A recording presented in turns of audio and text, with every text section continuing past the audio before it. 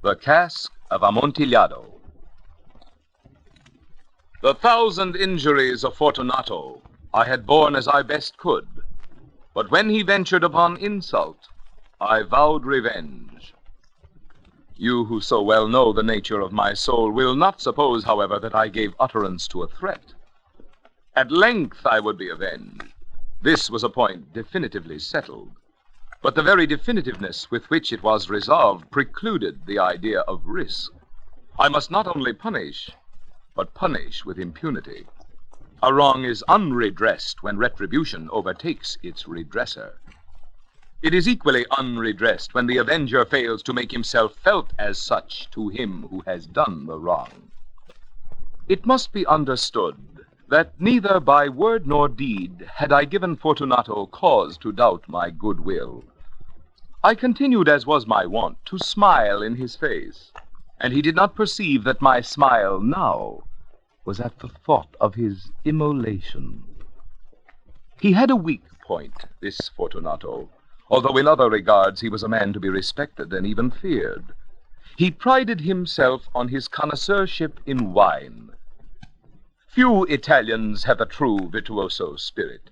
For the most part, their enthusiasm is adopted to suit the time and opportunity, to practice imposture upon the British and Austrian millionaires. In painting and gemmery, Fortunato, like his countrymen, was a quack. But in the matter of old wines, he was sincere. In this respect, I did not differ from him materially. I was skillful in the Italian vintages myself, and bought largely whenever I could. It was about dusk one evening during the supreme madness of the carnival season that I encountered my friend.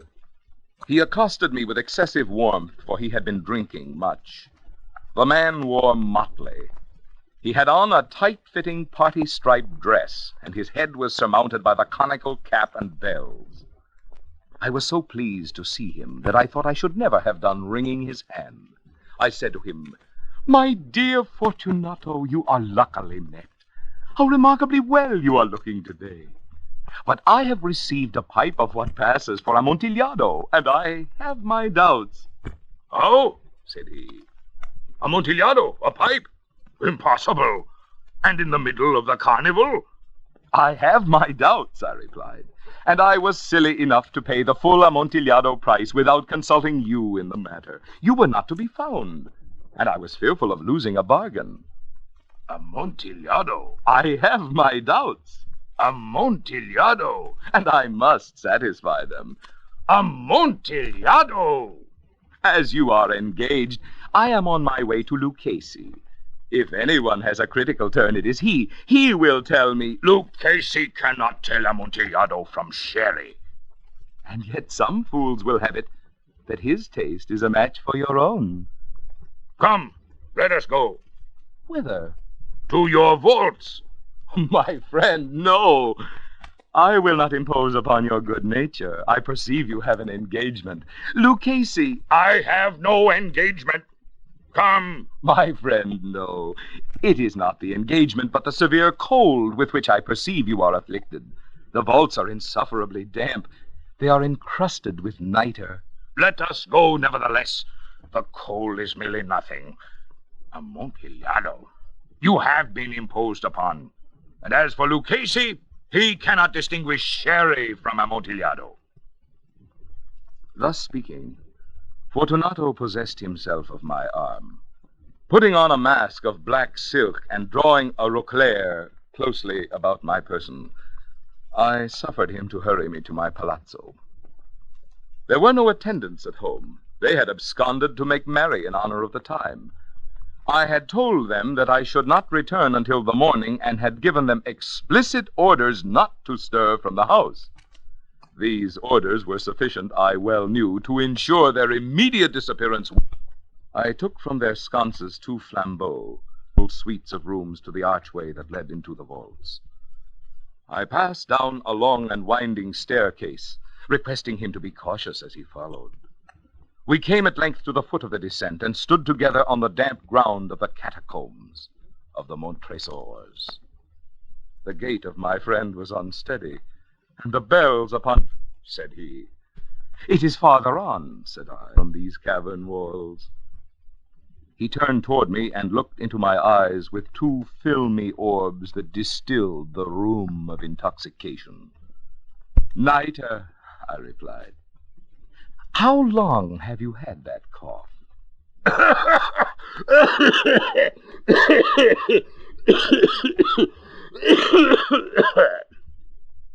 My poor friend found it impossible to reply for many minutes. I said with decision, "We will go back. Your health is precious. You are rich, respected, admired, beloved. You are happy, as once I was. You are a man to be missed. For me, it is no matter. We will go back. You will be ill, and I cannot be responsible. Besides, there is Lucchese." "Enough," he said. "The cough is a mere nothing. It will not kill me. I shall not die of a cough." True, I replied. And indeed I had no intention of alarming you unnecessarily. But you should use all proper caution. A draught of this Medoc will defend us from the damps. Drew from a long row of its fellows that lay upon the mould. "Drink," I said, presenting him the wine. He raised it to his lips with a leer. He paused and nodded to me familiarly, while his bells jingled. "I drink," he said, "to the buried that repose around us." "And I, to your long life." He again took my arm, and we proceeded. "The Montresors," I replied, "were a great and numerous family." "I forget your arms." "A huge human foot d'or in a field azure. The foot crushes a serpent rampant, whose fangs are embedded in the heel." "And the motto?" "Nemo me impune lacessit." "Good," he said. The wine sparkled in his eyes, and the bells jingled. My own fancy grew warm with the Medoc. We had passed through walls of piled bones, with casks and puncheons intermingling, into the inmost recesses of the catacombs. I paused again, and this time I made bold to seize Fortunato by an arm above the elbow. "The nitre," I said. "See, it increases. It hangs like moss upon the vaults. We are below the river's bed. The drops of moisture trickle among the bones. Come, we will go back ere it is too late. Your cough—" "It is nothing," he said. "Let us go on. But first another draught of the Medoc." I broke and reached him a flagon of de Grave. He emptied it at a breath. His eyes flashed with a fierce light. He laughed, and threw the bottle upward with a gesticulation I did not understand. I looked at him in surprise. He repeated the movement, a grotesque one. "You do not comprehend?" he said. "Not I replied. "Then you are not of the Brotherhood." "How?" "You are not of the Masons." Yes, I said, yes. "You? Impossible. A Mason?" "A Mason," I replied. "A sign," he said. "It is this," I answered, producing a trowel from beneath the folds of my roquelaire. "You jest," he exclaimed, recoiling a few paces. "But let us proceed to the Amontillado." "Be it so," I said, replacing the tool beneath the cloak and again offering him my arm. He leaned upon it heavily. We continued our route in search of the Amontillado. We passed through a range of low arches, descended, passed on, and descending again arrived at a deep crypt in which the foulness of the air caused our flambeaux rather to glow than flame. At the most remote end of the crypt there appeared another, less spacious. Its walls had been lined with human remains, piled to the vault overhead, in the fashion of the great catacombs of Paris. 3 sides of this interior crypt were still ornamented in this manner. From the 4th, the bones had been thrown down, and lay promiscuously upon the earth, forming at one point a mound of some size. Within the wall, thus exposed by the displacing of the bones, we perceived a still interior recess, in depth about 4 feet, in width 3, in height 6 or 7. It seemed to have been constructed for no especial use within itself, but formed merely the interval between two of the colossal supports of the roof of the catacombs, and was backed by one of their circumscribing walls of solid granite. It was in vain that Fortunato, uplifting his dull torch, endeavored to pry into the depth of the recess. Its termination the feeble light did not enable us to see. "Proceed," I said. "Herein is the Amontillado. As for Lucchese—" "He is an ignoramus," interrupted my friend, as he stepped unsteadily forward while I followed immediately at his heels. In an instant he had reached the extremity of the niche, and finding his progress arrested by the rock, stood stupidly bewildered. A moment more, and I had fettered him to the granite. In its surface were two iron staples, distant from each other about 2 feet horizontally.